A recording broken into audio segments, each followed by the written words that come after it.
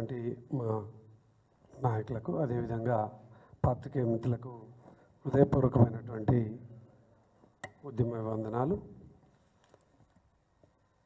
ఈరోజు కాంగ్రెస్ ప్రభుత్వం బీసీ కుల గణన తప్పుల తడక అని చెప్పేసి తేటతెల్లం అయిపోయింది. ఈ కాంగ్రెస్ ప్రభుత్వం బీహార్లో, కర్ణాటకలో ఏ విధంగా అయితే మోసం చేసిందో బీసీలకు, తెలంగాణలో కూడా బీసీలకు అన్యాయం చేసి మోసం చేసేటువంటి ఒక కుట్రకు తెరలేపుతున్నట్టుగా దీని ద్వారా అర్థమవుతూ ఉన్నది.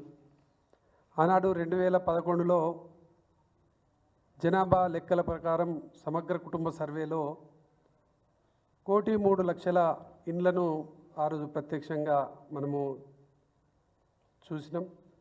తర్వాత 3,68,00,000 జనాభా కూడా మనము చూసినాం. అప్పుడు 4 ఏళ్లలో 20 లక్షల ఇండ్లు పెరిగినాయి. మరి 2014 నుండి 2024 వరకు జరిగిన ఈ సర్వేలో 1,15,00,000 ఇండ్లు చూపిస్తున్నారు, 3,70,00,000 జనాభా చూపిస్తూ ఉన్నారు. అంటే 10 ఏళ్లలో 60 లక్షలు పెరగాల్సినటువంటిది ఇలా మనం చూస్తూ ఉన్నాం. ఈ లెక్కలన్నీ కూడా తప్పుల తడక అని. అందుకోసమే ఇలా బీసీ వర్గాలన్నీ కూడా ఆందోళన చెందుతూ ఉన్నాయి.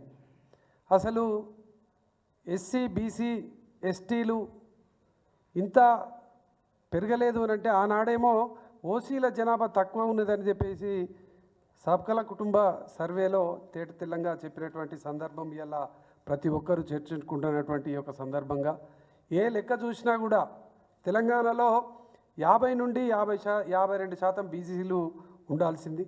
కానీ ఇలా 46.2% మాత్రమే చూపిస్తూ ఉన్నారు.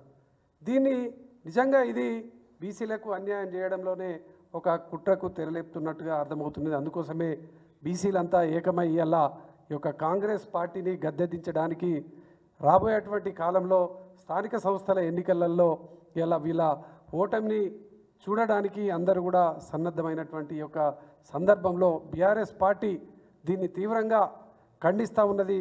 తప్పకుండా రేపటి స్థానిక సంస్థల ఎన్నికలలో బీసీ రిజర్వేషన్లను తప్పకుండా అమలు చేయాలి.